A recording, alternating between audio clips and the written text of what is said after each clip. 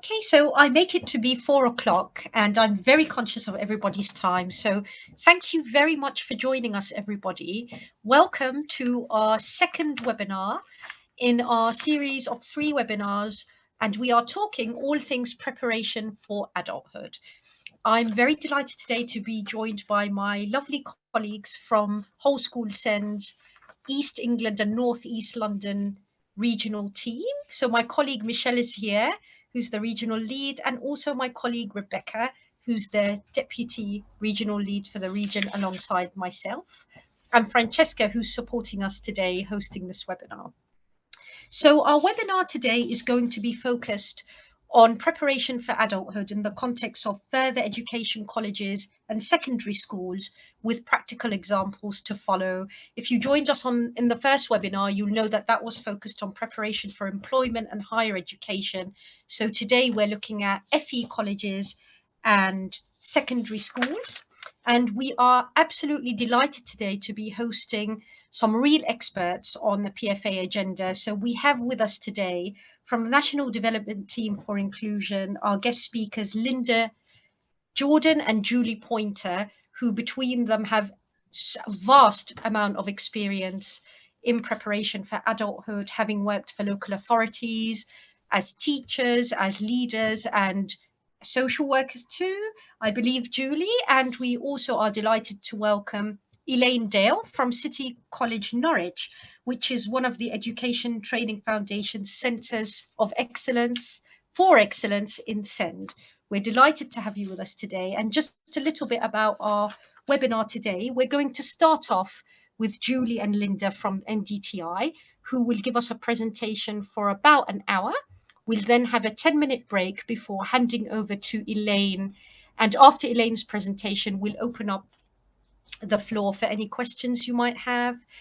Please do interact with us on the chat, and we'll be happy to note down any of your questions and pass them on later. So without any further delay, I'm delighted to hand over to Julie and Linda. Thank you very much. Thank you so much, Heather. Thank you. And good afternoon, everyone. Thank you so much for joining us today. It's quite weird for us because we're presenting, not seeing all you lovely people out there, but I'm hoping that you're there, and I'm hoping that you're listening to what we have to share as well. Just to introduce myself, I'm Julie. I'm one of the duo that's kind of kicking off this first set of slides with you. And I work for the National Development Team for Inclusion, as Heather indicated already.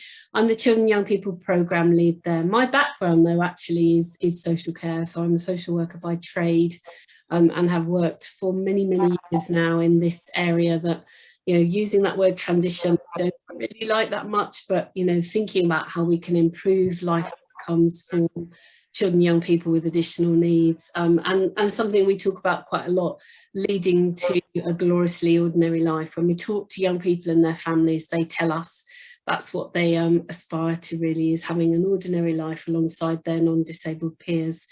So we're going to take you through a set of slides, kind of sharing some of our learning, key principles, some of our resources as well, and with a particular focus on, I guess, that school age and post 16. Might dip a little bit into early years, because those of you that are familiar with the code, section 8 of the Code of Practice talks about preparing for adulthood from the earliest years, but I won't go too much into detail on that because we'll cover that a bit more in a future webinar. So hopefully moving my slide on. Okay, excellent. Heather, just give me a thumbs up that that's moved. Brilliant, thank you so much. So the Preparing for Adulthood programme, I'm sure some of you will be familiar with our programme now. We have been involved since the onset of the Children and Families Act and the new Code of Practice, kind of eagerly awaiting the SEND review as well. But we're part of 3 organisations, so us, Mock McDonald and the Council for Disabled Children, and we've had this contract funded by the Department for Education since the code first came about. And I think it is very much a programme that kind of is based on the evidence of what works to support children and young people, and that's some of the information we're going to share with you this afternoon. Those 4 key life outcomes that we refer to all the time: employment, which sort of sits at the top for us, because I think we feel that if young people are supported into employment, then the other outcomes fit neatly underneath. So employment, friends, relationships and community, independent living and good lives. And as I've already referred to, this really must begin in the earliest years. This is when the foundations are laid for the rest of young people's lives. So passing over to Linda, who I hope will introduce herself as well. Hi, hello everybody. Can you hear me all right, Francesca? Yeah, good, thanks. Yeah, so my name's Linda Jordan and I work with Julie at the National Development Team for Inclusion, usually known as NDTi. And we mainly work on the Preparing for Adulthood programme, which is contracted by the Department for Education. I'm a teacher by profession. I haven't taught for a while, but I was a secondary school teacher and I also worked in special schools. So this is the graphic of the Preparing for Adulthood pathways. It represents quite a lot of work that went on between 2008 and 2011 as part of a cross-government piece of work that was looking at why young people with high needs don't go into employment, or very few go into employment. And so we were asked to meet with young people and their families around the country and ask them what they felt the barriers were to going into employment. So we worked with 400 young people across 6 different areas of the country, and with their families and with everyone who worked in that area. And we explored the barriers to getting a job. We wanted to understand why they felt that they weren't being supported into employment. Quite quickly, they said, well, employment's really important, but so are the rest of our lives. And we really want to explore why so many young people are isolated and don't have friends. And we want to talk about where we might live when we leave our family home. And everybody else says, yeah, and we also need to talk about health, because if you're not healthy and well, you can't do anything else. And so the 4 pathways were born out of that work from those young people and their families. It was a 3-year programme, and so we were able to work with those young people very intensively, really finding out what matters to them, what's important to them, and what their barriers are and what they thought the solutions were. And so we did manage to come up with what we would call the evidence base of what works around preparing for adulthood. And that got itself into the code of practice. So we were working with the Department for Education at the time, as well as the DWP and Department of Health.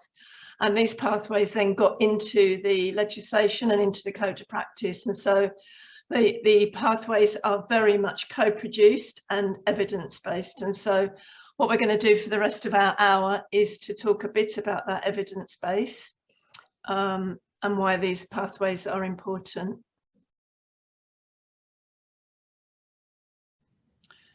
So if we think about young people with additional needs in terms of the pathways, what it means is they help us to remember that children and young people with SEND have the same aspirations, needs and rights as all young people. It was quite amazing doing that work that I described earlier, to really hear from young people with very, very complex needs, who really wanted to have friends, and when they grew up, boyfriends and girlfriends, and wanted to do exciting and interesting jobs, and to be able to be as independent as they could. Meaning, you know, being seen as adults, being treated as adults, and having people around them with high aspirations. So it's just a reminder that just because people have got high labels, they've got needs described in the statutory plan or whatever, that they are young people first, they are children and young people first, and we should really think about how to support them to have as ordinary life as possible. So they help us to remember what is a good life. So those 4 pathways actually do cover everything that's important to all of us in our lives. They sort of make up our lives, and so they help us to remember that we're planning for those things for all young people.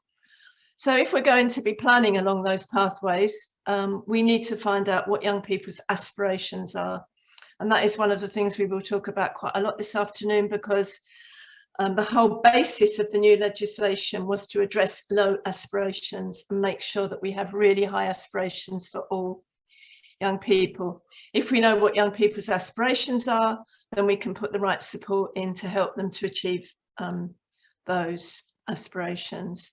And then if we've got really good and really strong aspirations, we've got the right support, they help us to make sure that what we're doing in terms of day-to-day education, health and care, they help us to make sure that everybody's working together to help the young person to achieve their outcomes.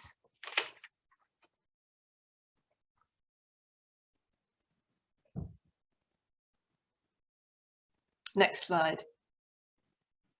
It's over to you, Julie. Thanks, Linda. I'm just moving things around so that I can see what I'm doing. So a few years ago now, we developed something called the PFA Outcomes Across the Age Ranges tool framework, I guess.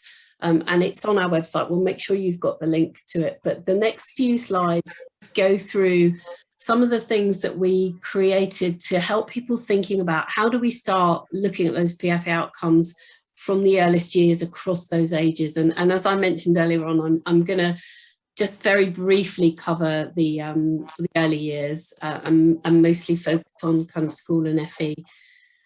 So these are real sort of top tips, things to remember.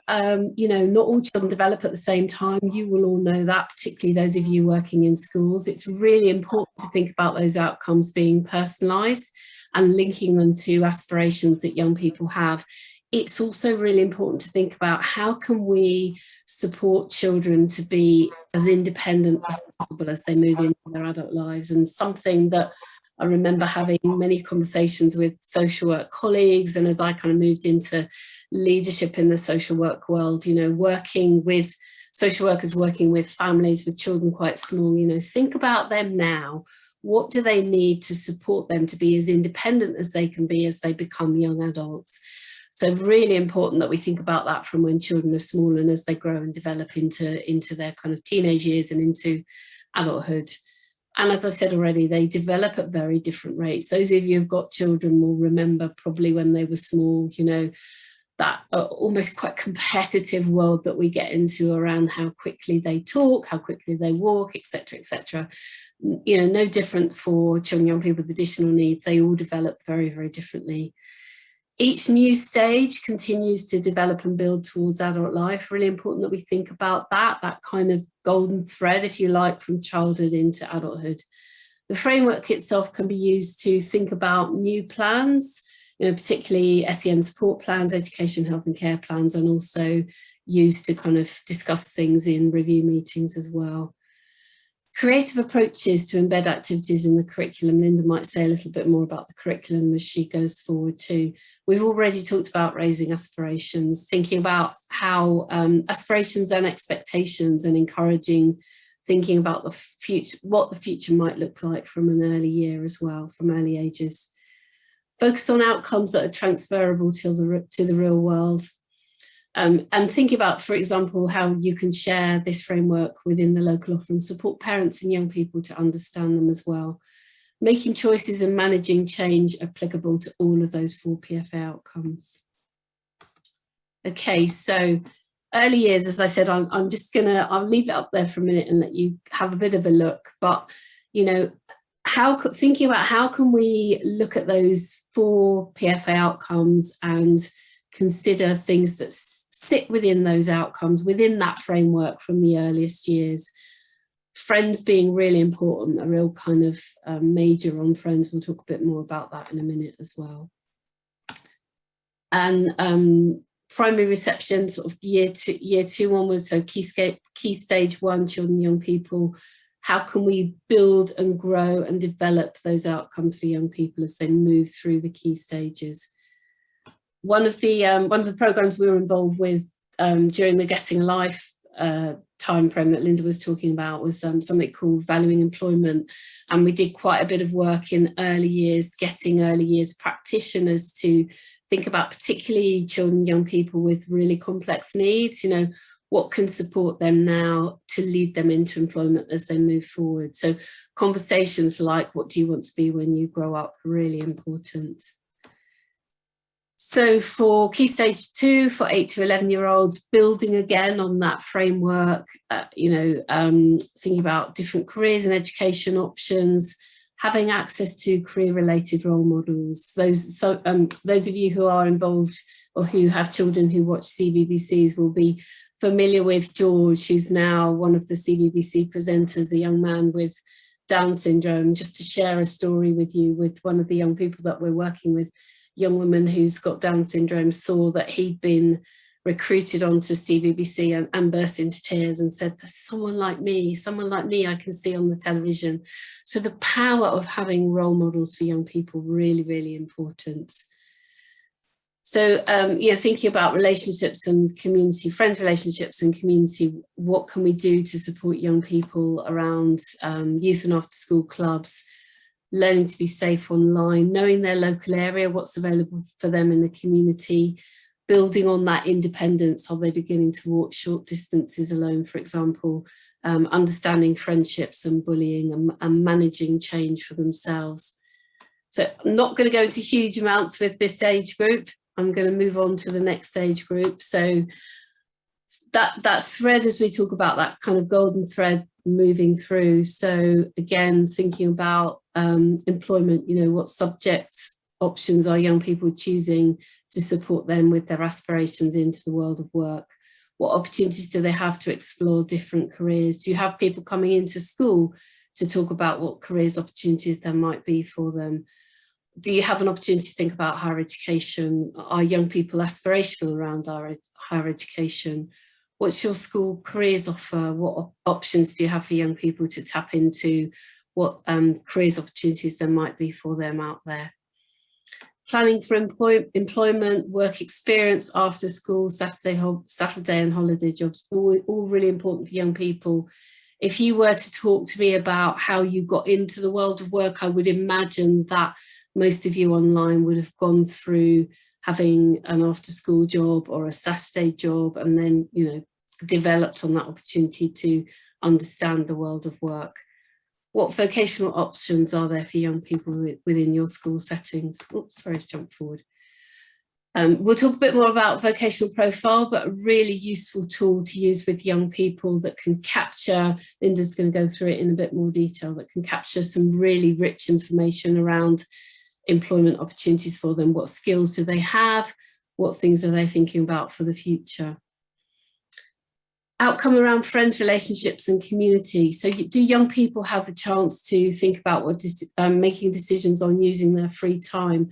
I think something that we see quite a lot for young people who've got additional needs, their time is often very rammed. Their kind of calendar is 24/7, and often young people don't have that chance to spend time on their own or think about how to make decisions on how they use that free time. Really important for young people. Managing social media, are young people given the skills to understand how to kind of make friends or be safe managing things online with other young people? Do they have opportunities to belong to groups? What kind of after school or local community opportunities are there for young people to belong to groups within their local area? Friends and relationships, again, really important for young people as they kind of move into their latest teen stages and into their adult lives.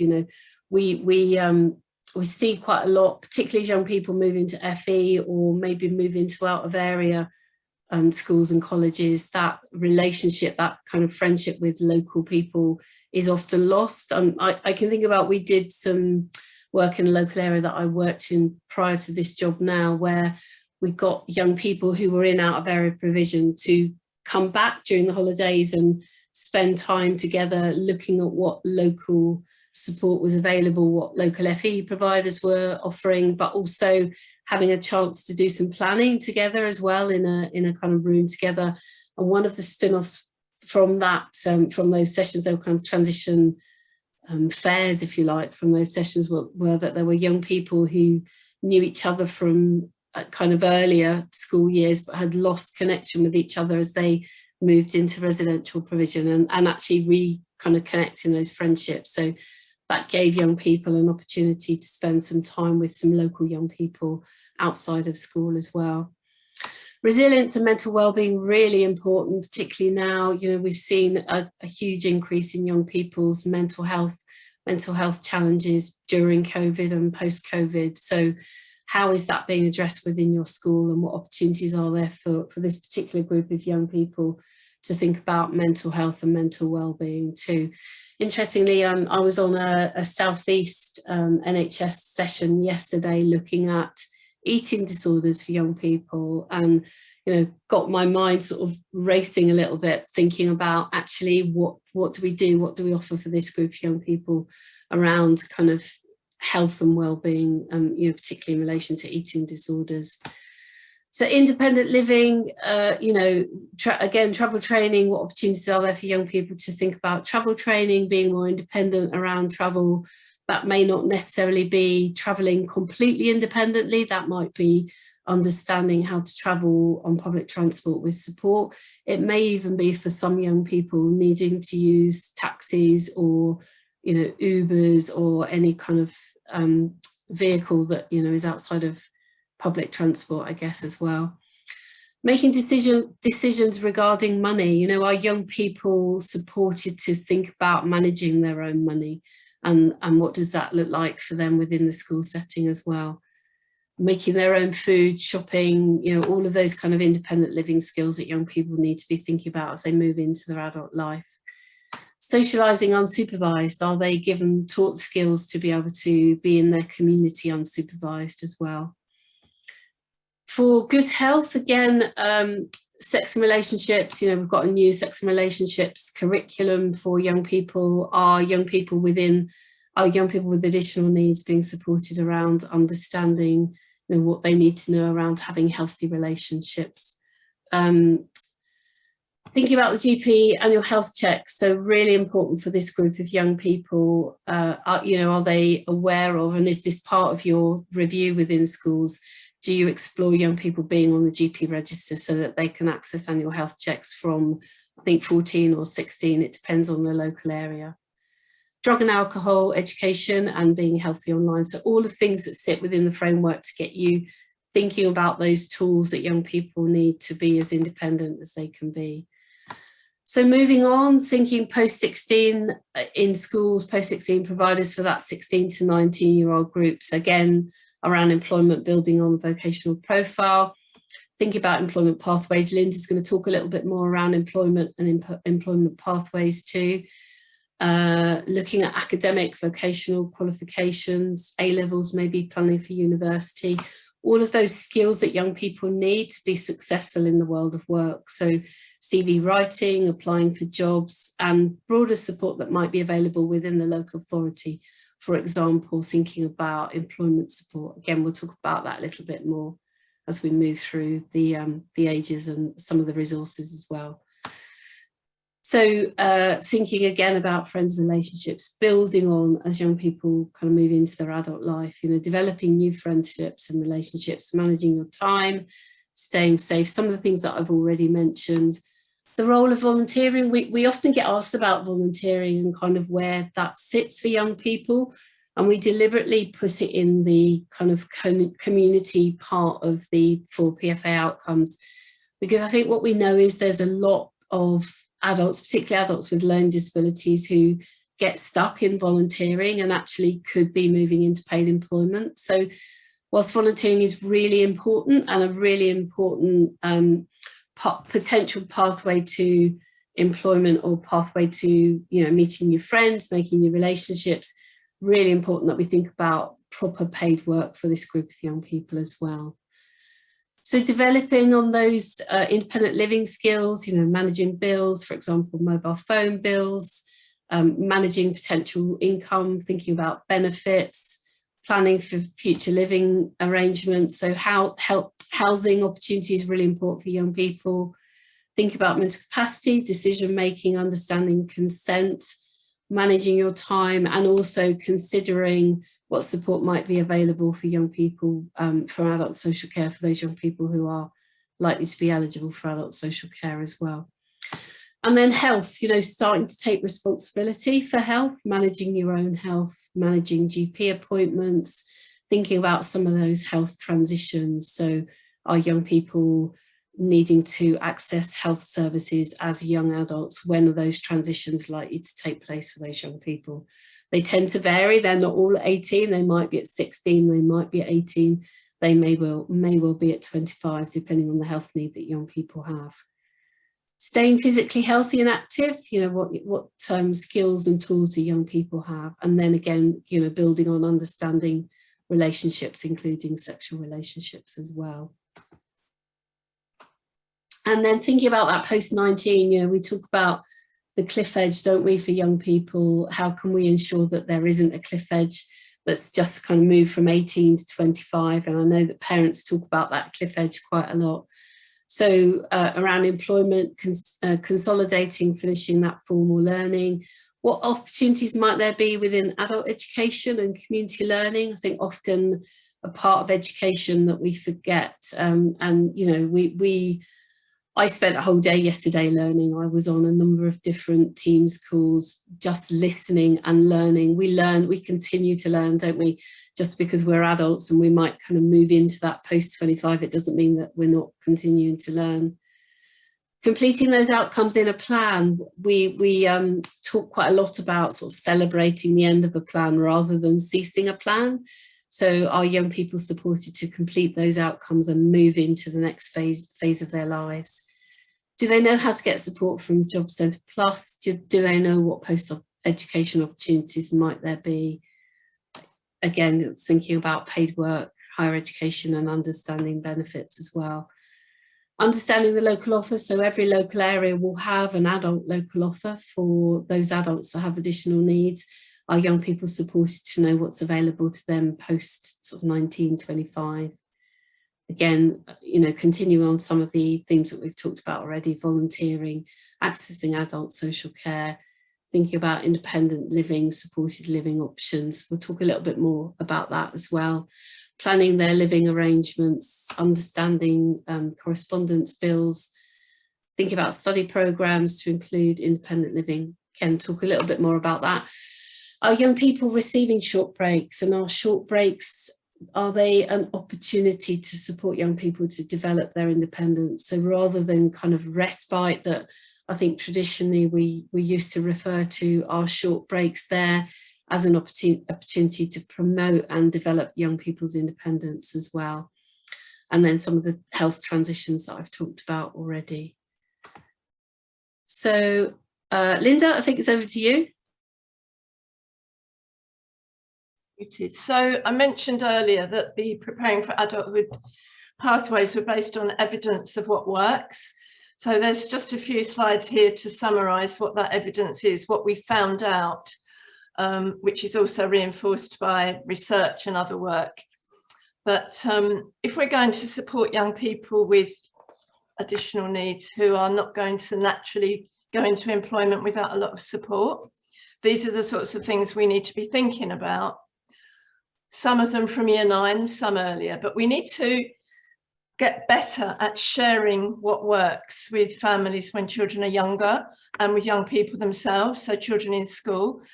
Let's get more disabled adults who are working to come and talk to children and young people and their families to provide that inspiration and role models and to show them what's possible. We need to make sure that we're giving really good welfare rights advice all the way through the system, because this is really important for so many families. People need to know what they're entitled to, but in terms of employment, they need to understand the interface between welfare benefits and employment. They need to understand that you can work for so many hours a week and keep your benefits, but that if you work for more than 16 hours a week, it's likely that you're going to be better off. So that's part of the local offer. It's part of making sure that at year 9 review and beyond, we should be giving this information to young people and their families, but also making sure that from the very early years, we're giving families good advice about welfare benefits. We've now got the Gatsby standards or the Gatsby benchmarks. We need to make sure that in our schools, particularly secondary schools, that we are differentiating the Gatsby benchmarks. We're making sure that our careers advice is differentiated for all young people, even those with really high needs and profound learning needs. Intentionally planning from year 9, what that means is that for the last 30 years under the previous system, we didn't actually take employment that seriously for all sorts of young people. So the idea is now that at the Year 9 review, we genuinely start thinking about employment opportunities for this young person. And we're going to say a bit more about that. We've got the opportunity with the Education, Health and Care Plan to include aspirations about employment. It's an opportunity in Section A of a plan to record young people's aspirations about what they're interested in and what they really enjoy, so that we can start thinking about really positive work experiences. I'm not going to read them all, you're reading them, but you know, we need to get better at joining up across education, employment services, and making sure we're giving young people every opportunity to get work experience while they're still at school.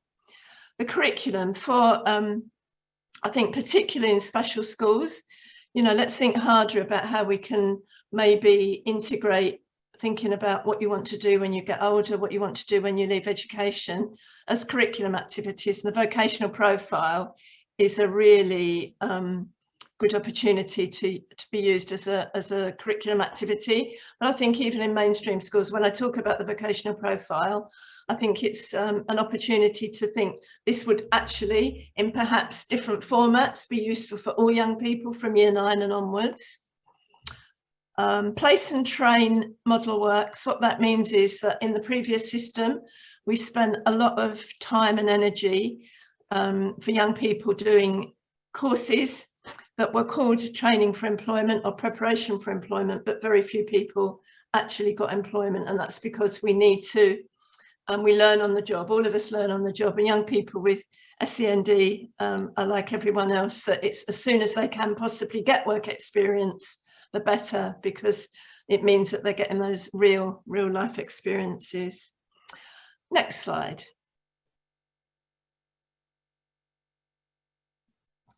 So just to say something about supported employment. So in terms of the kind of support that young people are going to need to get into employment, it will vary. So not everybody with an education, health and care plan is going to need this level of supported employment, but some will, and some will need some of this, but not the full package. But for those young people who are furthest away from the labour market, they may need the full-blown supported employment model, which is kind of set out on this diagram, which means that somebody, ideally a job coach, but for each young person it could be different. We need to get to know that young person. We need to really understand their aspirations, their motivations, the things that they're good at, the things they enjoy, as well as their barriers. And then we need to plan together on how we're going to move forward to get them into either a work experience or a work placement or a job. Alongside that, employers need to understand a young person's needs, because if they're going to be employing young people with disabilities and special needs, they need to understand what that means for them, and they need to be getting the right kind of workers. And at the moment, we know that a lot of young people with additional needs could be really good employees. And then it's coming together. The job coach's job is to find the work experience or the job, arrange the support, and then it's about delivering a career. And there's a lot more information about this on the British Association of Supported Employment website. Just to jump in and say as well, you know, we did hear some great examples of young people getting employment even during COVID. So young people working in hospitals during COVID, but that we know it's tricky times, but I think it also does create some opportunities. So if we look at the world of hospitality, there's huge gaps at the moment in that area. There's also huge gaps in the world of kind of care as well, sort of PA, TA support. And I think we need to think a bit more creatively around how we can, you know, support this group of young people who've got great skills, although, you know, they may have their own additional needs to get them into some of those jobs as well. Thanks, Julie. Next slide. So this is a vocational profile. This is one version. We've really produced a generic vocational profile that is really geared towards young people with higher needs. But quite a lot of areas have adapted this and developed a couple of different versions so that they can be used for young people who need perhaps less support. But this is a sort of, you know, it's on our website, and we produced it as to give people an idea about what a vocational profile is and how helpful it can be. And we promote the idea that this is ideally completed through year 10, but planned for at the year 9 review. So page 1 there is just background information. Section 2 is really exploring young people's communication. So obviously really important in terms of employment. How does the young person communicate? And the questions go through there, you know, what's your language? Do you use other languages? Can you use IT? Do you use words to speak? Do you use signs? Do you use electronic assistive technology? Or do you need other people to communicate on your behalf and with you? Do you read words? Do you read symbols? Next slide. Do you use pictures? So we need to get that really full information about a young person's communication if we're thinking about employment for them. Section 3 is exploring their interests, the things they enjoy, the things that they don't enjoy, so that we can work out the sorts of things that we can build on in terms of employment. And then we explore their support needs. So we need to know if they take medication, obviously, if we're going to be supporting them in an employer's premises. Can they take their own medication, or do they need help? Do they have any behaviours that people need to be aware of? What are their physical needs and their medical needs? And what generally do they need to have in place to keep them healthy and safe? Section 5 is about cultural needs, so diet and clothing, festivals, religious observations and anything else. We need to know how they travel, what support they need for travelling, and we need to know if they can use money and if what support they need around money, telling the time. And then we move on to thinking about the sorts of jobs or work experience that they might find useful and might enjoy. So do you know what jobs other people do? You know, talk to them about their family and other people they know. What kind of jobs do they do? Next slide. And then more information. We like this to start in year 10, but if it's being used for someone who's a bit older at college, maybe we can ask further questions about their experience of work experience. Have they done any volunteering? Have they already done an internship or whatever? And then we move on to introducing the idea of micro enterprise, because for many young people, particularly those with the most complex needs, micro enterprise is quite a good alternative to employment, standard employment. So we've got examples there which are based on real life examples, young people that we know and have worked with who have got these small businesses. So we've got Joe in Wigan, who's got a recycling business. He's got a very small subcontract from the local council, and he goes around with support collecting recycling from a small area in Wigan. And all the others are real life examples. Yeah, a young woman that we work with called Stera has her own theatre company, and she's got really high needs. And then we finish off with, have you got a dream job? Have you got an idea about the sort of job that you would like? And if so, why that? And is there anything else? So going through this vocational profile really does give the job coach or whoever is supporting the young person a really nice foundation of information about what they need to know to start thinking about the first work experience or later a job. So just similarly around independent living, we know that the evidence is that we need to really think about supporting independence from the earliest years. Julie already mentioned that. Person-centred planning is really important. If you don't know much about person-centred planning, it would be a really good idea to find out more, because it really helps having a different kind of conversation. The system has been really focused in the past on diagnosis, labels, problems, what's wrong with somebody, what's the matter with them, and thinking about input. Person-centred planning is a very different way of having a conversation, and it really thinks about who is this person, who is this young person, what's important to them, and what support do they need to achieve their outcomes linked to their aspirations. So we've got loads on, and I'm sure that we're going to get that posted in the chat. We've got loads of stuff about person-centered planning on the Preparing for Adulthood website. Some young people need support to express themselves, so we need to be thinking about advocacy and other person-centered planning tools such as communication passports, decision-making agreements. Technology, obviously, for many young people is vital if they're going to be able to express themselves. And peer support is a very underused tool. Young people are fantastic at supporting each other. And the best reviews that I've been to are where friends have been there, because they can often come up with lots of wisdom about what's going on for this young person.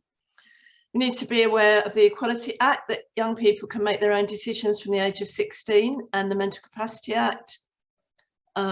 Equality Act is about how we make reasonable adjustments and ensure that we're not using any discriminatory practices that impinge on young people's progress and support. So again, let's make sure that in the curriculum we use every opportunity to think about preparing for adulthood.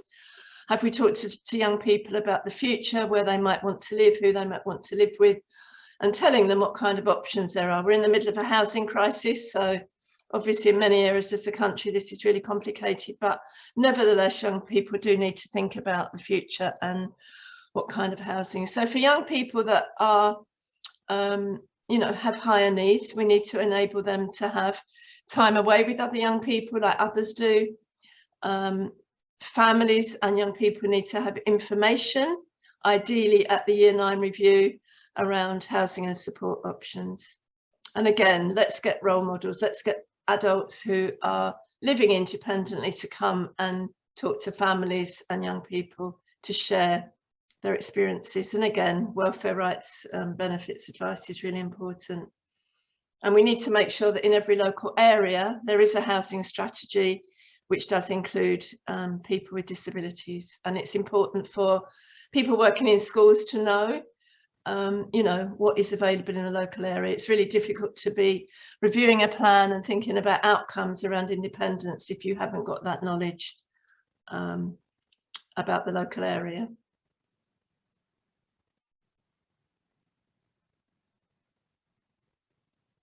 So again, for friends and relationships, there's a whole load of stuff that we need to be thinking about from the earliest years.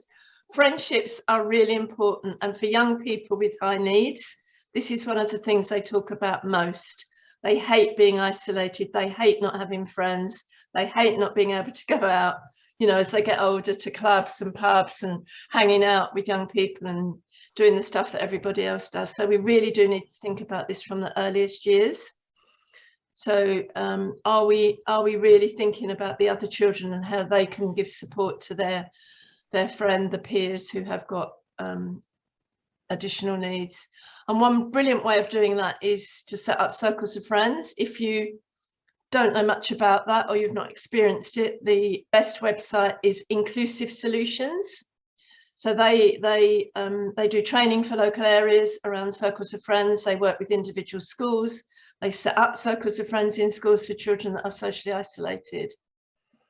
We need to be more aware of the importance of friendship. Basically, we need to make sure that the local offer is inclusive, and we don't only think about special activities for young people with SEND and disability and special needs. So I'm not going to go through all of them. Julie mentioned some of these earlier, you know, the importance of adult relationships. It's not something that is really taken seriously in the system, but we do need to make sure that teenagers are getting the same kind of, albeit differentiated, information and support around adult relationships. But keep focusing on those things that are important to all young people.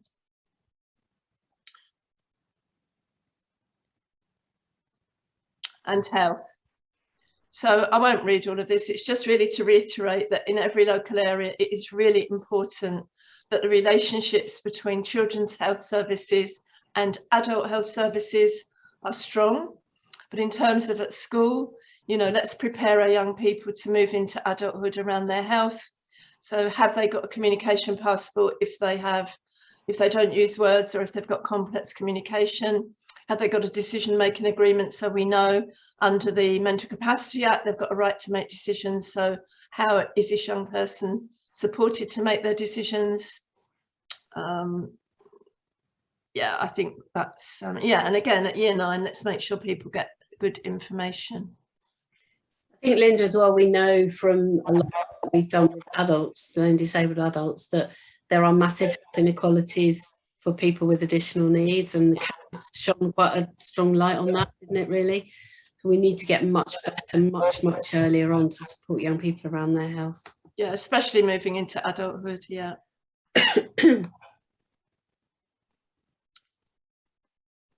So I think this is you, Julie. Oh, sorry. Okay, I was busy clicking away.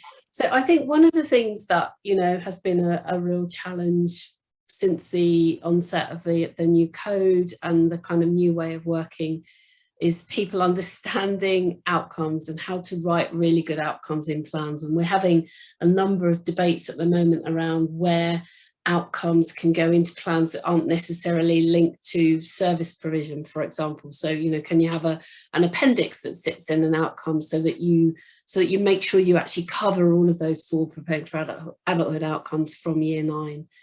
So just a reminder of what an outcome is, a benefit or difference made to an individual as a result of an intervention. I think what's really important is that we ask that question: what would achieving an outcome do for that young person? So what would it give them, what would it do for them, and what would it make possible for them? So just going through a set of slides that give you a bit of a flavour of how you can link an aspiration to some outcomes and then to some steps, you know, particularly within an education, health and care plan for a young person. So the aspiration may be, when I leave education, I want to work.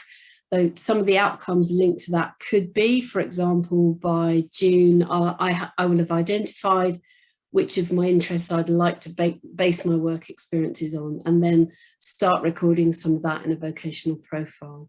And by July the following year, I will have completed 2 work experiences based on my vocational profile. I guess just building on what Linda has said, you know, what we know for young people, you know, the evidence base around them having experiences of the world of work, that's more likely to lead them into paid employment in the future. So some of those steps may be identifying who will complete the vocational profile with that young person, planning those work experiences, thinking about work experience that isn't just school-based. You know, what opportunities are there for young people to have real work experience outside of that school community, completing that work experience during year 11, thinking about the post sort of 16 study program. So how can we ensure that work is embedded in that study program for young people? And then, you know, maybe the teachers sharing literacy, numeracy and language targets with the job coach so that those targets can be built into developing work experience. So education, health and care targets, so looking at that sort of holistic approach for a young person, working on the vocational profile, choosing, for example, 3 photographs from relevant work settings when asked questions about their interests or hobbies, cooperating for an hour a week with the job coach, and then support needed for doing work experience identified with input from an occupational therapist. So just looking at some of those other sort of practitioners that can support those targets for that young person. Shall I go on to friends? Yep, you do friends. Okay, so I forgot to say that these are real examples. So these are from real education, health and care plans. And this one I remember came from a mother in a review that I was facilitating, where she was really worried about her son. He was very complicated, he had very complicated needs. He didn't use words to speak, but he had an amazing capacity to use IT. But he was very isolated. He was in year 10 and he didn't do anything outside of school with other young people, apart from those in his family.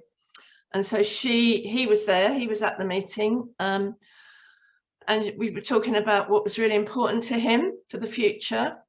And she said, my dream is that he will have friends, because I'm so worried that he's going to be stuck in his bedroom for the rest of his life. and I really don't want that.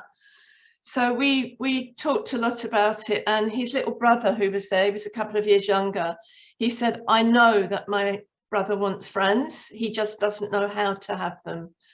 So we wrote this quite ambitious aspiration. And then we talked about how that might be achieved. You know, what would it take for him to be able to have friends?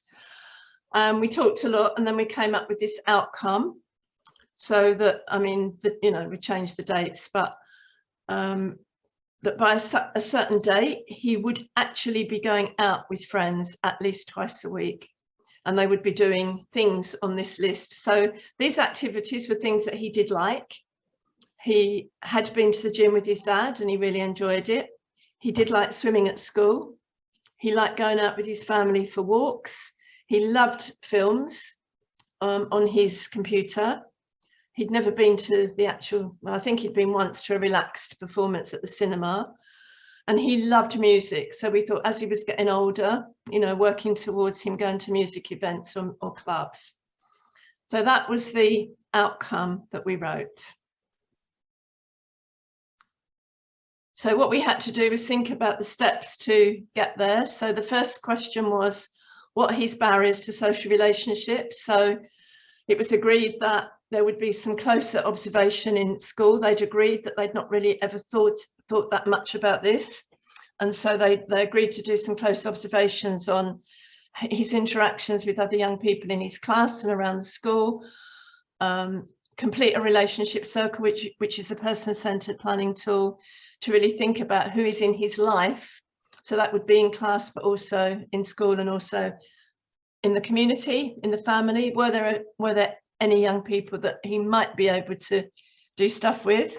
And then start to hone it down and think about young people who have got similar interests, either at school or in the family or the community.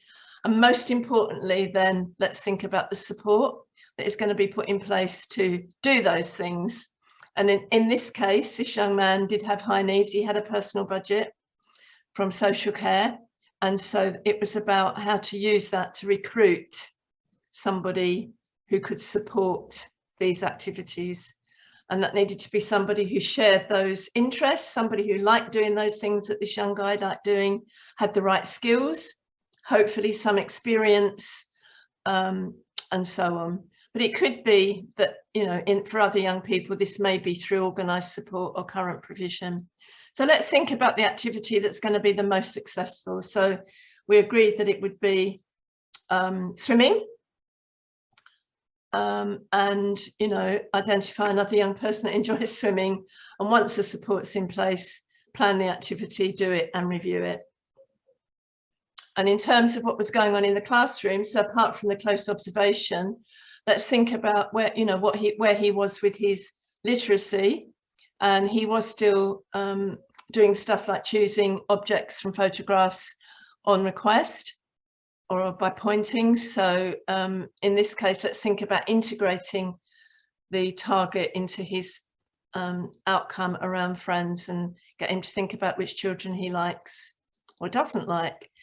And then, of course, if he's going to be going out and about with support with another young person or more than one eventually, then obviously those supporters are going to need to be really clear about the triggers for his behaviour and the strategies that will be suggested, hopefully in the advice from psychologist and OT.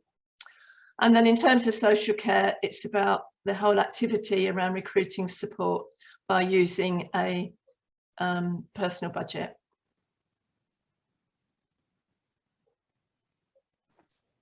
So Julie. Yeah, me for the last two, and I was just looking at my watch thinking, oh goodness, we need to get a shimmy on, but we're absolutely fine. So I think these links have been put in, I think Heather's put them in the chat anyway, but just when you get the slides, you'll have the links here for Vocational Profile, a couple of other documents, one looking at key topics to cover at an annual review from year 9, so a checklist, which is really useful, and yeah, the bottom one, we've just updated actually, we've got an audit tool which is designed for a kind of whole sector approach. So it looks at PFA from the earliest, and it looks at kind of children's social care, adult social care and health, and a really good way of capturing where you're at in your local area.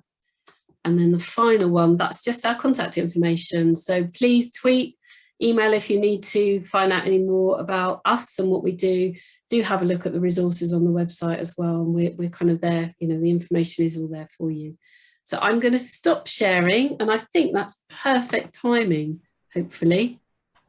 Okay, so thank you very much, Julie and Linda. That was so valuable. And I know personally, as a primary practitioner, I've learned so much from looking at those 4 pathways, and it's made me think about what I need to plan for so many of my pupils well in advance, and some amazing resources. All the links are in the chat. So thank you very much for your presentation. I think we will break now and be back at 5:05, if that's okay, to hear from Elaine.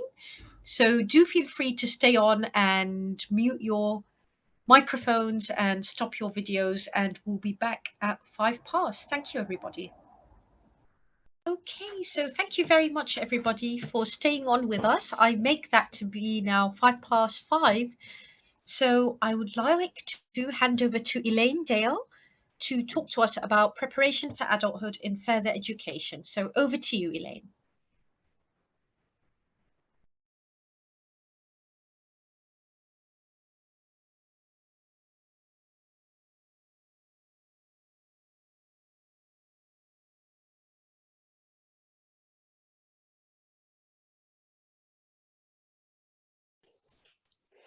Hello there, everyone. I would just want to build on Linda's and Julie's great presentation around preparation for adulthood and what that actually means for us in further education. But hopefully join up some thoughts as you're thinking about planning for adulthood. So let me just take you through what we do in further education and a presentation to last about a half an hour with some questions. So I'm Elaine Dale, I'm from City College Norwich, and I'm one of the 3 Centres for Excellence. And if I could just take you through that just for a moment to talk about the Education Training Foundation. If you haven't already had a look at the Gateway and our SEND pages, there's some great resources and webinars there for you to access. The 3 colleges that lead on these activities are Western, Derby and Norwich, and we have 3 specific areas that we cover that you can see there. What we're trying to do is to really share our best practice. So if you go on any of those links, you'll see tons of resources that you can download and use and make your own, because what we are trying to do is to enable supportive step change for the SEND sector. And leading on for that, there's also a leadership hub. So if your leaders or yourself as leaders within your organisation are interested in picking up with any of our CEOs and principals to talk about actually what's their approach to inclusion and how do they get the best out of their SEND community, then do get in touch with them. We've also got a great new employer spokes, and that's directly linked to all the work that we're doing with the Department for Education about actually moving people into employment, but that's an employer's voice to hear about their experiences and best practice about their inclusive employer approaches. What I want to do straight away is really to charge you with the question at the beginning. I always like to put the question at the beginning so you can think about that over the next half hour or so. And this is the question that we will pose at the end, just so you've got some time to think about that. So how might we work better together to secure futures for our children and young people? So I'll just leave you with that thought for a moment as we move forward with the slides. So let me tell you a little bit about further education as a guide. The link up there on the far left-hand side will actually take you to this booklet that you can see here. So what's in the FE sector? What does that mean? And so if you're wondering exactly what on earth goes on and what do we do, it's all in the guide. I'm part of a general further education college, but within that I have a specialist provision. We have quite a few campuses, as do many of our FE colleges, and I have within my college that I work within about 650 students with an education, health and care plan, 350 of those have high needs, but about a third of those students across all campuses have additional learning needs, from dyslexia and things like that. So low level sends right through to very complex special needs. And you can see there around there some quite significant numbers of colleges around the country, and then different types that you might encounter when you're thinking about land-based colleges, specialist colleges, etc.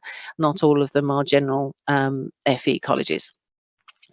So let me tell you about a program of study. It's a bit of a dark art, I would say, but let me enlighten you here if you don't already know about that. There's the core aim of the vocational or academic part of the program.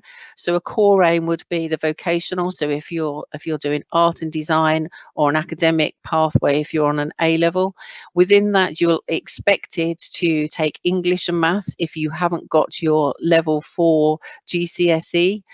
There is a component part of the program of study where you have to undertake work experience, and that's built into the program, as well as enrichment. Let's have a look at that in a little bit more detail. So within some of our vocational core aims, there's a qualification, and sometimes within our foundation or inclusive learning entry level provision, there is non-regulated qualifications, and that's where we use a RAPA. Of course, with qualifications, some are based on coursework and assignments, and others are will take an exam. And I think this is really important to note for your children and young people when they're thinking about their pathway and how they prefer to learn, to help them, support them with their decision making. We do also, for our SEND learners, look to exempt some of our for them to undertake in maths and English. So it might be that they're overwhelmed by their core program, and so and really struggle with their mental health with undertaking, and constantly not able to achieve their maths and English. So we might exempt them for one term while they work on their functional skills within the English, and then the following year we then pick up the maths. And if there's a significant reason why why they can't undertake the maths and English, then we exempt them from the program, and we've got a very robust program in place for that. And I think that's general of all further education colleges taking that principle forward. Within work experience, there are different types of work experience that that we conduct, and I suppose depending on the level and ability and where we start, we have internal work experience for our SEND learners, and then may progress to external work experience. And I've got some details a bit further along with that. But for our mainstream learners, there is an expectation that they have external work experience working with an employer. The enrichment part that you will know very well as part of the education inspection framework, the EIF, there's the personal development and behaviours and attitudes, and that's part of a programme of study that we ask learners to engage with. And of course, there is the added EHCP, where part of a program of study might involve speech and language, might involve physio and occupational therapy. So it's quite a wide program. So I hope that's answered what does a program of study entail. In terms of a pathway planning for our entry level provision, bearing in mind that our learners will access provision at all different levels, but what I'm going to take you through here is from an entry level provision and what this might look like, but you can actually tailor this across all of our levels and abilities into mainstream, etc. So step one, we'd have an initial assessment. So we're looking at their appropriate starting points. We would look at their needs as far as have they additional needs or complex needs, and then think about what their planning and their pathway plan would look like. So for those that had complex needs, that actually what we're looking to do is to develop their independence, and so they've got great PFAR outcomes. We're looking to develop those skills for independent living, and to have daytime opportunities and to access their community as independently as possible. For our other learners, when we're looking at entry-level provision, we're looking to develop their employability, vocational and academic skills. And so that's where we would look for a pathway plan very quickly and very early on about what's their aspiration and where we're trying to move them with their journey, to look at either a vocational pathway through entry-level provision into mainstream, and then further on into employment, or an academic pathway indeed in the same way. And then there is our final part of that, where we're looking at an employability pathway. And of course, these are all interchangeable, because somebody might start on a vocational pathway and then end up on an employability pathway, depending on their skills and how they progress.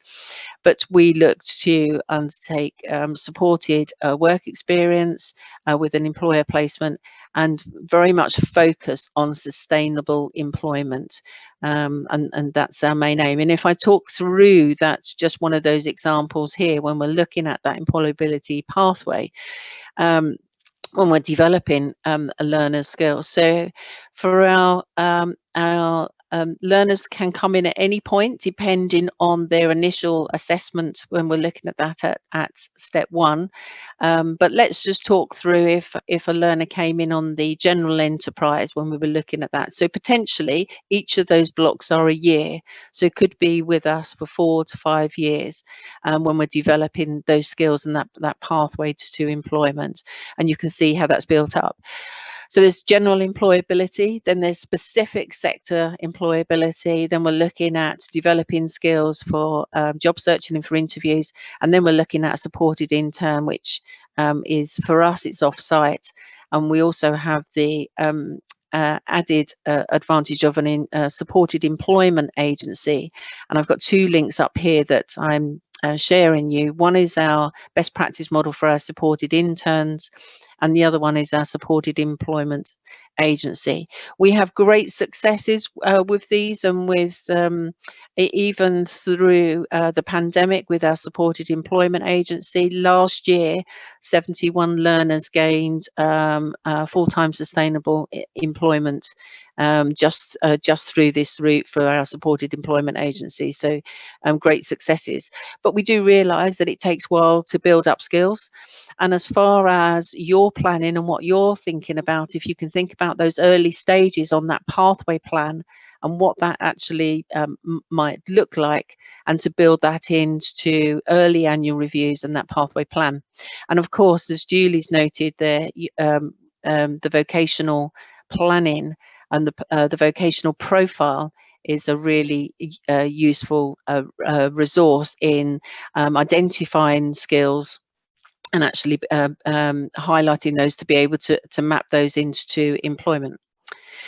So let me tell you a little bit about apprenticeships and the technical, which is fondly known as the T levels, and then into to HE.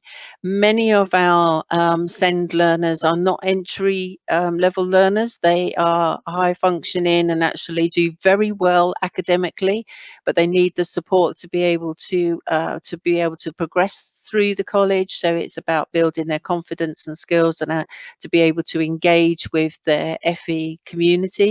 And we have great success rates with many of our SEND learners accessing apprenticeships, moving on into T levels and higher education. But what does that mean? Well, we know that we start at GCSEs at level 2. So when we're looking at a T level apprenticeship, that starts at level 3, moving into higher education. But we can have the higher and technical apprenticeships at 4, 5 and 6, depending on the sector areas and things that are available. And you can see the cross here, right in the very middle of the infographic. That's really just showing that learners can progress from an A level over to a technical apprenticeship, or from a T level into higher education. And when these were designed, it was actually just to make it really clear and streamlined that learners were able to easily progress and move on. If I talk about the T levels and what's currently on offer. We're obviously down into 2022. The offer has extended quite considerable compared to when it started in 2020. And I think now, I think when we started off, there were only a few providers offering the T levels, but there are 52 providers offering the technical levels. So I hope that you'll take some time to understand what your local provider offers and actually start to think about what that might mean for your child and young person when you're thinking about that pathway plan. The difference between, and we get asked this quite a lot from parents, carers, around what's the difference between a T level, because that parents understand and professionals understand that there is a significant amount of work experience. How is that different from an apprenticeship? Well, an apprenticeship is you're working with an employer and you're paid, and you have off-the-job training and come to college to learn your off-the-job training. For a T level, you have about 20 to 30% of your time with an employer, and 70 to 80% is the academic part of it with the learning provider, and generally is not paid employment, but there is significant times away with the employer. So, for instance, with childcare, you might have weekly placements, but within constructions, for instance, you might have set blocks of placements, and so it's very different depending on the employer that you're working with and the FE provider. So it's important to actually find out about that when you're guiding your young people to their next steps. I just want to talk a little bit about some of the options and facilities and skills here. So let me just talk to you about this. With all of our, I would say, FE providers, we have a large range of courses, and many of them are unique. So when you're thinking about guiding your young person on that preparation for adulthood, it needs to really start to dig into, is it just IT, or is there some digital side around that? Is it just engineering? And there's so many levels to engineering in car, wind, clean, aviation. There are so many aspects to that that need unpacking. And so when our learners start to have a look around, our potential learners start to have a look around our college, and we had an open evening just last week, and there's some many parents and learners are unclear about all of the opportunities, because there's quite a lot, and they think of hospitality being one option, but actually it's quite wide ranging. So it's large range of courses, so just be aware of that. Of course, as I've said before, there is an academic route through A levels and vocational parts that you can take through the T levels, as well as vocational programs to build up that. Now, vocational programs start at level 1. And in our entry provision, we start to build those skills at entry level, and many of our students progress into level 1 and beyond, and then into work. What we do have within our FE, within the FE sector, and this is a national picture, is that we target hard to reach professions and universities, and we're very proud to be able to do that in our region, and I think that's something to flag and to be able to find out about what happens within your locality. Many of our FE colleges have specialist provision for SEND students. We are able to access high needs funding, and so where there may have been some challenges within schools as far as accessing support, we do have those options, but it's important to understand in your locality what kind of support is available, because that varies from college to college. We do, and I know a lot of FE colleges invest in industry standard for facilities. So you can see the big white building just down here on the right hand side. That's fondly known as the Digitech. There's some new skills that are on the horizon. Some jobs haven't even been created yet, but we're looking and working with our employers and investing in industry standards and looking actually what the future holds. We've also got an aviation academy, looking at those skills there. So FE offers a wide range of skills and abilities for all abilities. So there's a couple of links there about our Aviation Academy and the Digitech, just from a local point of view. I think what's important to note that we work really closely with employers on industry standards. So we don't just make it up, we actually say what's our local community need. And so, for instance, for our agriculture college, we work really closely with our employers to understand what are the new skills that are required for our local farmers, knowing that, you know, that our students are our future employees. There's over 4,000 people that are employed within our community in this sector, and it's understanding what the needs are there. So we work really closely with our employers to understand what they require. And we do that through the New Anglia Local Enterprise Partnership, and every area will have an enterprise partnership. So it's quite good to Google that and to find out a little bit more about that, and just think, how can I guide my child and parents into the right direction and into the right career options. Something else that I wanted to note here, it's one of our best practice models, is that we work very closely with our employers. We quite a few years ago had a disability gap as far as our learners who were apprentices weren't achieving as well as those that didn't have a disability, and so we created an inclusive induction program for all of our apprentice employers, and there's a digital toolkit on our website. But if you go onto the Gateway link that I showed earlier on, we've also got a download as well that you can access as well and make that your own. So it's something you might want to share with your employers. And that's all around what's my disability and how you can support, and about inclusive practice within the workplace. So in terms of inspection, I just wanted to share this with you just for a few moments, in particular because I've just come out of a 4-day inspection with Ofsted. I'm still smiling, but it was really, really tough at the beginning of term. It was really tough given that we've just come out of a pandemic for 2 years, and to understand learners' starting points and learners that are anxious, and about making sure that we have those high aspirations and working really hard for our learners so very early on. So I just wanted to highlight that when we're inspected on all of these areas here. Some of them will be familiar to you, but we have a 16 to 18 year cohort ungraded on that, as well as our adult learners, apprentices, and everything else I think is very familiar to you.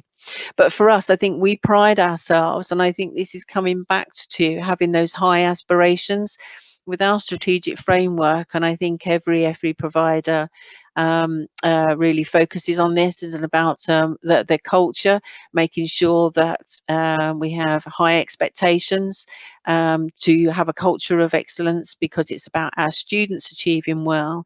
And for us at the college, it's about making sure that we work well with our community employers and other stakeholders. And I think that served us well in our recent inspection. Now, you saw this infographic a little while ago, but it's really interesting, isn't it, that whilst this was created so many years ago, it's still pertinent now. And even the Department for Education, which I'll come on to a moment, is still focusing on this, as there's still a huge need for us to focus on this. So it's still really pertinent. And for me, with my team, as they came back from the summer term into the autumn and having their focus, I wanted them to really think about this, and how they were pulling this together into their work through learning support, through teaching, through annual reviews. And this played a huge part actually in our inspection. So when we were looking at our education, health and care plan outcomes, the inspectors really wanted to know, well, how do those outcomes link into P4A? How does that all fit into what they're learning with their core aims? And then from their core aims, what's actually being taught in the classroom? And then how does that come all the way back, and that thread back through to preparation for adulthood into their EHCP outcome? And so, as you know, Ofsted inspectors do like a deep dive, and so that there was quite a lot of focus around this.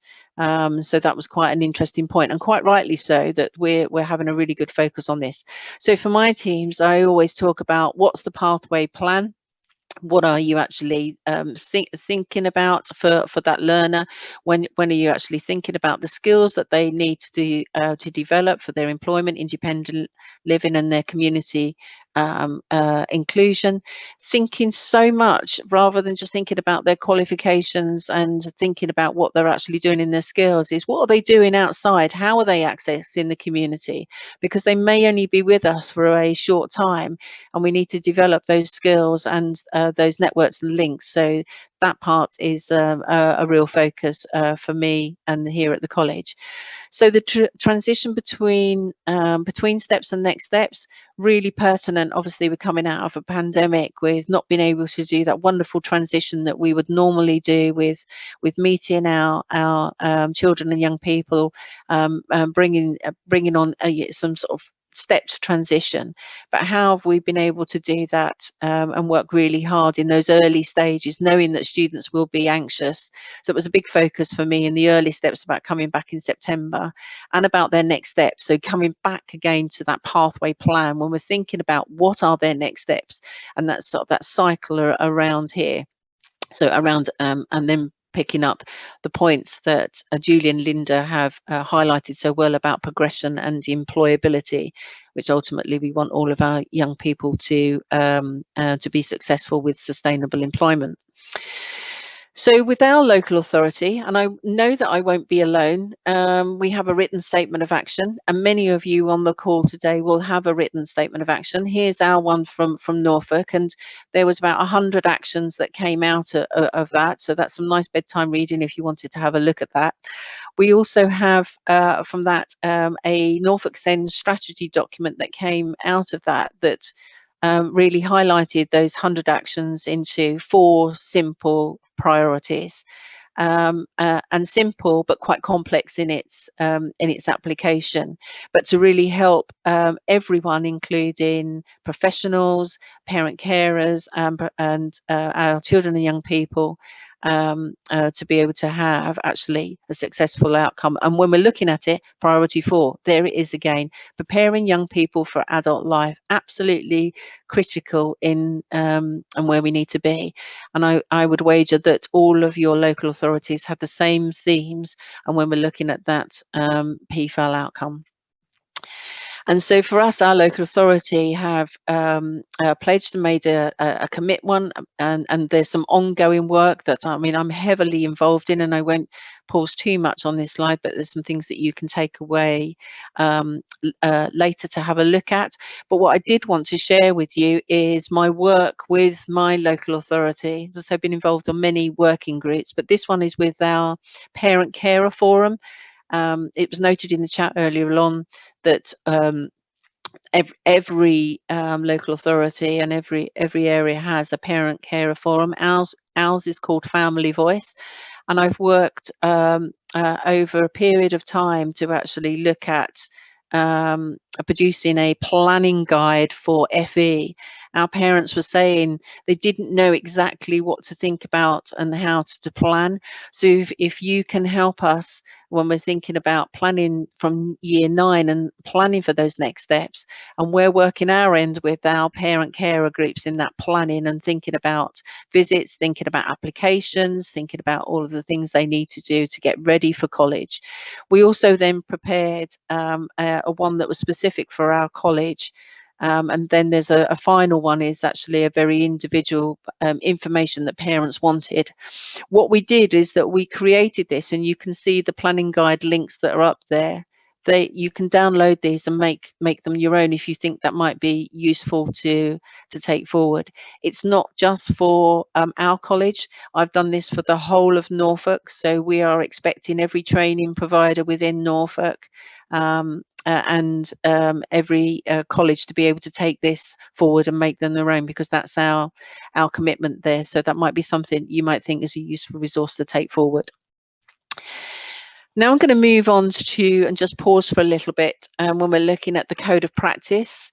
I'm very fortunate where I sit on a specialist interest group with the Department for Education, and they've shared with us some of their shared experiences and saying that we know with the SEND Code of Practice it's the right time to feed back and to review what's in there. So when the reforms were put in place, we thought, woohoo, this is absolutely fabulous, but we know just working through it's quite complex, and now they feel that there's a time to review. And these are some of the thoughts that they were actually coming up with. And when I spoke to the Department for Education just at the beginning of the week, we thought that the review would be out quite soon for consultation or to be able to share.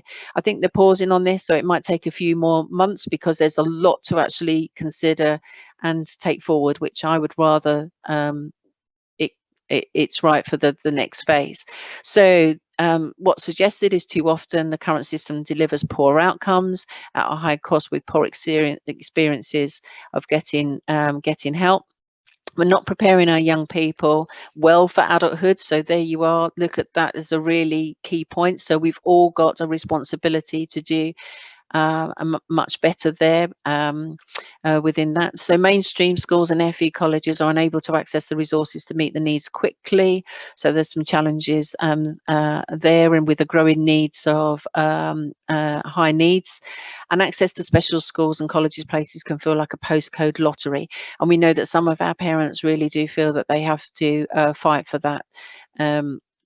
So what that's actually saying is there's too little too late for PFAL in developing skills, independence, their pathway planning and accessing the community, all the things that we know that we've got to do and work a lot harder at. And I think that was why I was setting my team up at the beginning of the term to say, this has to be your focus. We need to do a lot more work on PFAL. Funding is different within FE. The SEND Code of Practice talks about SENCOs, but of course in colleges we don't have SENCOs. We might have SEND departments, and so there's some challenges there. And transition between stages and next steps is difficult. So what does that mean in practice? Well, there are 6 principles I think that is being suggested, that they need to put children and young people at the heart of everything that we do. Of course, identify the needs early on and as soon as possible. Strong, clear expectations in schools and colleges to have those high aspirations, and so that's something that we work really hard with our parents, and that's something that Ofsted highlighted to us last week and wanted to really understand about our aspirations. And did our parent carers have high aspirations also about that stretch and challenge and enabling their children and young people to get into work and into further education and onto HE. So that was a really strong focus for us. A fairer, faster system on EHCPs, high quality, affordable specialist provision, and the 6th point that I've just highlighted was the focus on adulthood and fulfilled and preparing throughout every stage. So a sustainable system where we know that is easy to access for the right support, the earliest opportunity. And so what I think we will see is an outcome framework that's still based on the preparation for adulthood, with a greater focus on a smooth transition and improved support for young people. That's ultimately what we're hoping to see. Now, I've whizzed through this because I think you've got the gist of what we're actually trying to achieve, in joining up the work that Linda and Julie highlighted earlier on in my work within FE. What I've got now is the question that I posed to you at the beginning: how might we work better together to secure futures for our children and young people? You can either just take a screenshot of the image there, if you can take that, or you can actually go on to slido.com. So just take a picture, and I can see Heather doing that now, which is great. So that's the way of doing that. And what I'm going to do is just stop sharing, and then if you can just add your thoughts into here, that would be fabulous. So I'm just going to just bear with a moment, share screen, and come on to here. It's going to take me a minute or two longer. Just bear with me. Share.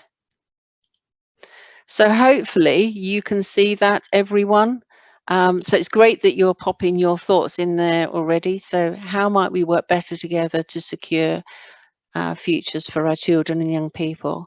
Just drop your thoughts in here, would be really great. And if you can't access this through your phone or through the web, just pop your comments in the chat.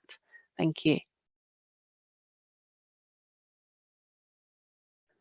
So somebody's actually saying there about sharing information is vital, planning carefully, absolutely. And that's why the PFAR outcomes are really a helpful tool in thinking about those next steps and using annual reviews in that regard. Co-production is really important. I've worked endlessly this last year on co-production, so absolutely vital. Oh, it's fabulous things that are coming through here, which is absolutely great.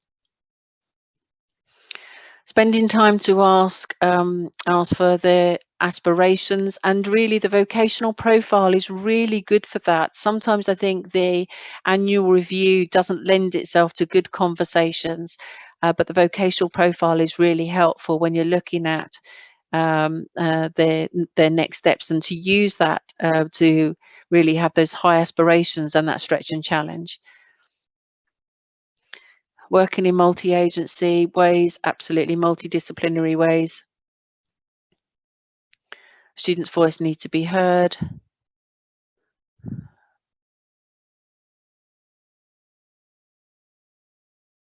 There's so much coming through here, it's just jumping around, which is absolutely great, everyone. Thank you. Be mindful of the language you use, as this can have impact. Absolutely. Ensure that schools don't use level of need as an excuse not to provide high quality careers advice and work experience. Absolutely.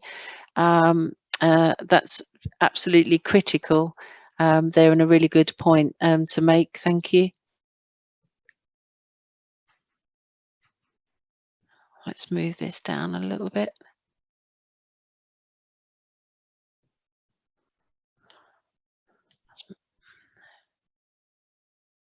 Start with this being a key part of the national curriculum from statutory education as a minimal age. Absolutely brilliant, and wouldn't that be fabulous if everyone took that forward? I mean, you'd like to think with behaviours and attitude and personal development that would be something that would be built into the national curriculum. Early planning, absolutely essential. Whoever said that is absolutely right. And we do need to plan, and we say about year 9, but actually, if you can start thinking about that early, then that's absolutely spot on. But year 9 is the ideal time.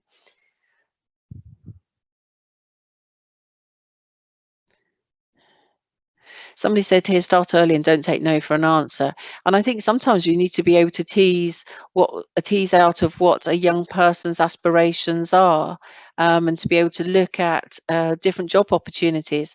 And as I noted earlier on, that in FE, you might think about art and design, or you might think about IT, but there are so many layers to that, and so many job opportunities and career or courses and careers that you could pick up. So it's really important to understand what that is, what those are.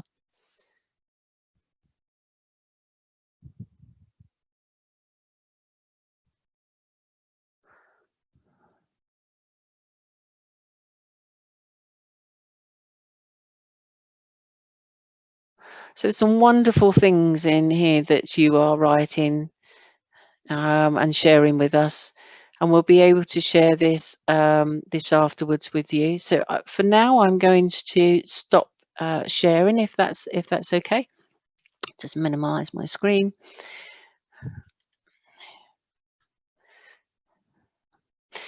So I'll just come back onto my camera. Sorry about that, everyone. So thank you very much for participating in the Slido prompts there for some really excellent feedback. Heather, can I hand over to you to see if there's any other questions? Yep, thank you very much, Elaine. That was really, really valuable. And I know, looking at the chat and looking at responses to the Slido, that everyone found real value in some of the points that you discussed, and all practitioners from all stages, exactly what Julie said. We would love for PFA to be in the curriculum for everybody, and as a primary practitioner I would support that wholeheartedly. In fact, what I was thinking of doing was to print those 4 pathways from early years all the way up to 18 and stick them up in our staff room, just to remind everybody what we're working towards for all the learners. I think I might do that tomorrow. So I think that we're going to go over to questions, and I know that Michelle has got the first question. Would you like to put that forwards, Michelle? Yeah, thanks, Heather. That's great. So one of the questions from the beginning, it was during Linda and Julie's presentation, but you know, all 3 of you, please do feel free to give your views on this, because I think it's really important. And the question was, what are your thoughts on how to encourage others to look at PFA from the earliest years? Because of the fact that it says that, you know, everywhere else in terms of documentation that we start this from year 9, when really what we're saying this evening is it needs to be, you know, from the very start, you know, very earliest years. So how might we as individuals in schools or settings, education trusts, encourage others to look at PFA as a really key piece of work? Should I put in? Yeah, go for it. It's statutory from year 9. I mean, I think the answer is, Michelle, people need to read the Code of Practice. It's statutory from year 9. There's a lot of musts in the Code of Practice about what should happen at the year 9 review, but the Code of Practice also says that we should be thinking about PFA from the earliest years. And there's a whole, I mean, in the early years chapter, and also in the Preparing for Adulthood chapter, there's loads about what should happen in the early years. So, you know, people should, I think 7 years, 8 years on, people should be more aware of what the Code of Practice actually says. But I suppose it's just reinforcing it and just keep reminding people that we should be, that this is a 0 to 25 system, and the values and the behaviours and the principles apply whether you're working with a 1-year-old or a 25-year-old, that it's all about who are you, what's important to you, and what support do you need, really. You know, and those questions are relevant regardless, and it's really important in the early years that we really get parents to think like that. You know, we should be thinking about that ambitious, aspirational thinking. How do we support your child to do the stuff that other children of that age do? Thanks, Linda. Would either Julie or Elaine like to add to that? Yeah, just to add, so one of my colleagues did a conference in the West Midlands region, and in fact, it will probably be in our slides for the earliest one, but there's a nursery school there. We've got a bit of a case study story. They're called Low Hill Nursery in Wolverhampton, who've tried to kind of embed PFA literally from the earliest years in their nursery school, and everything they do is about encouraging taking risk and promoting independence. So I think that's a good place to start if you're looking at nurseries. Elaine, would you like to add anything? You don't have to. Well, I would just say, why wouldn't you? And I know that Linda's talking about musts and should, but when you're actually, it's just a very sensible tool to use. So if I'm to, you know, to just outline it in that regard, why wouldn't you? Not musts and shoulds. It's just extremely useful as a framework. Great, thank you. I think, you know, from a Senko's point of view, sometimes, you know, when we're developing curriculums, I'm coming at it from a primary and secondary.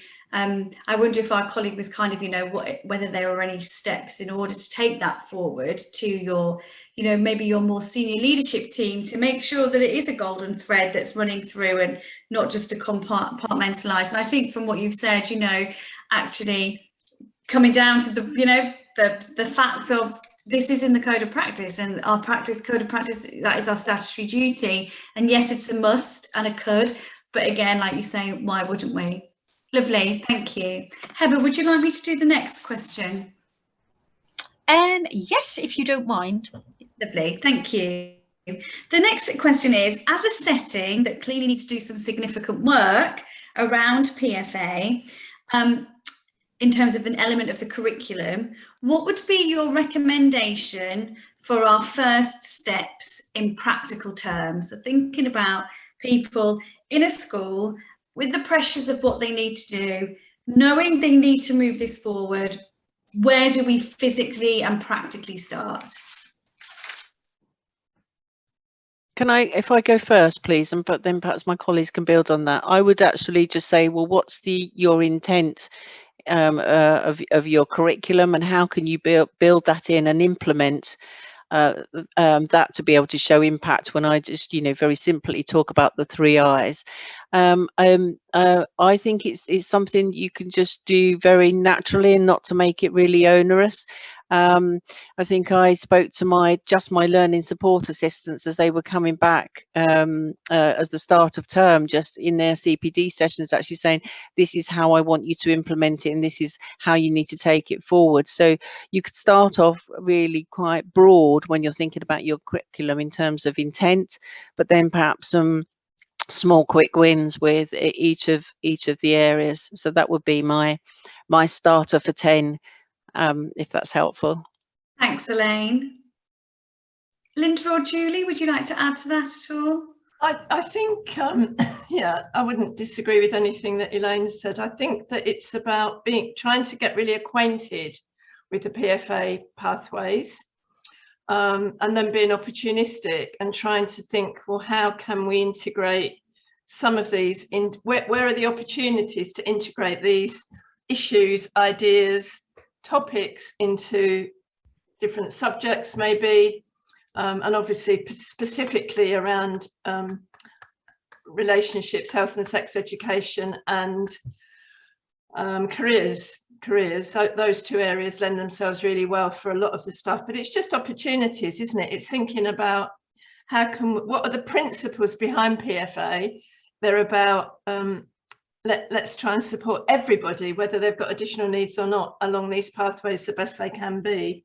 And then think maybe just a bit about, I mean, it's really about differentiation, isn't it? It's making sure that if you've got someone in a class who's operating at a much lower level, it's thinking about how we can really make sure that some of the messages are applying to them, maybe more specifically and more, explicitly and clearer, you know what I mean? Lovely. Thanks, Linda. And I do think, yeah, you've got a really good point there. That what is vital for some and a real more of a focus for some of our learners, potentially our learners with SEND, is actually beneficial for all. And it's not about doing it's not actually an additional and potentially slightly different, as you say, Linda, how it's delivered, but it's actually, a core part of the provision that we should be delivering for all. Great, thank you. Heather, do you have the next question? I do, yes. So this is one about non-verbal learners or pre-verbal learners, and there's a question about, are there any tools or resources that you would recommend for helping pre-verbal students communicate their aspirations at person-centered reviews? Yes, so in the chat there are some links to person-centered planning tools.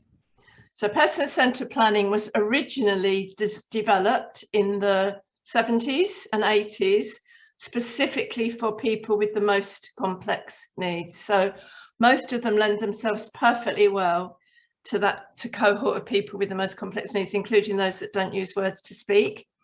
And so if you want to have a look at them on the website, they're all really relevant, but some specific ones are what's important to you and for you.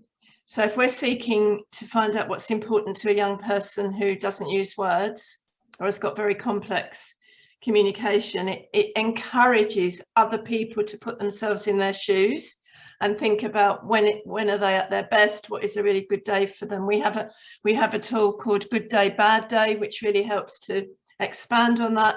We have a tool called My Perfect Week, where, I mean, I remember using that with a mum and a young man many years ago, actually, in the Pathfinder years. He had the label of profound and multiple learning disabilities. He had multiple health needs. And when I was facilitating the meeting, and she said, when I got on to outcomes, I said, you know, this is what it means. This is what we talk about. I don't know if you feel it's appropriate to talk about employment for your son. And she said, I want to talk about everything. And my dream is that he can go out without me. His whole life is school, hospice, respite centre, and at home at night with a nurse overnight. I would love it if he could get out in the community and do stuff without me. So that was her, and that came out of using my perfect week, really. You know, what in an ideal world, what would his life be like when he's 25 and he's left education? So that enabled her to be really creative, and she started thinking about, if he was able to go out with support into the community, what would he be doing? What would that look like? And my perfect week plots a week. That's one really, really good one. Communication passport and decision-making agreements are really good to use with young people that don't, you know, are non-verbal. But all of the person-centered planning tools that are on the PFA site are really useful for working with those young people. Thank you very much, Linda. Was there any other questions, Michelle? From you? I have one more question, and then we'll finish. We talk quite a lot about transition and that preparation for that transition from secondary through into further education. And one of the questions is, where transition has happened successfully, what are the top 3 key things that have been in place? Do you want to start, Elaine? Yeah, person-centered. So you're actually just looking at the individual needs. So I don't think there's a top 3, but if I just think of a couple of examples of just a really long transition where somebody may just need pretty much all year transitioning in and being aware of what that might be. It might be a shorter transition time, but actually just looking at visits, settling into the college, even at the start of term, thinking actually we just need to have 1 day a week at college rather than a full week. So it really is about the individual and bespoke. So I couldn't say that there was a top 3. Perhaps good. Something else that we work really, really well with is links with our schools, making sure you've got that network and communication. I think probably all of our FE providers, and in particularly because of the pandemic, created a digital resource so you could actually have a walk around the college without actually stepping inside. So knowing what that looked like, knowing what your teacher looked like, what your classroom looked like. So lots of videos and photographs and things like that were shared. So whilst I said I couldn't do a top 3, I think I have. That's great, thank you. Linda or Julie, is there anything you want to add to that? I dropped out because my battery ran out, so I've jumped back in again. So you might have to repeat the question for me. No, it's Julie. It's about our 3 top tips on transition. So it's early planning.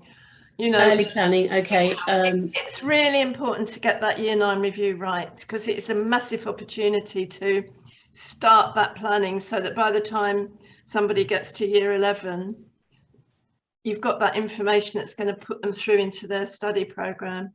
So that's one, early planning. So I think one for me would be look at what's there, what's ordinarily there for everyone else. So don't, you know, we talk a lot about service land. Think outside of service land. You know, if you're planning and your planning gives you ideas of opportunities for children and young people, explore what's there for everyone, and don't necessarily jump into service land. And the third one is person-centered planning. Great, thank you so much. I think that's all of our questions, Heather. Okay, well, I would like to finish then our webinar this evening by saying a huge thank you. There were so many takeaways in that. I was absolutely fascinated to hear about the work in college from Elaine, and Linda and Julie. I always have to take one takeaway back, and for me that will be the work on friendships, because so often I am aware that, you know, that there is a huge focus in schools on academic targets and other, and even things like travel and independent travel training. But personally, I'm really fascinated with the work on friendships and circle of friends, and that will be my one takeaway, because I know that they are vital for young people's mental health and their overall happiness, which is important for everything else. So thank you so much. And I know Francesca has posted a link to our survey. It would be great for anyone who's joined us today to fill in that survey so that we can keep bettering our events. And we really look forward to seeing you for our next webinar. We hope everyone can join us on November the 17th, which has a focus on early years and primary school. Thank you so much, everybody, and have a lovely evening. Thank you for joining.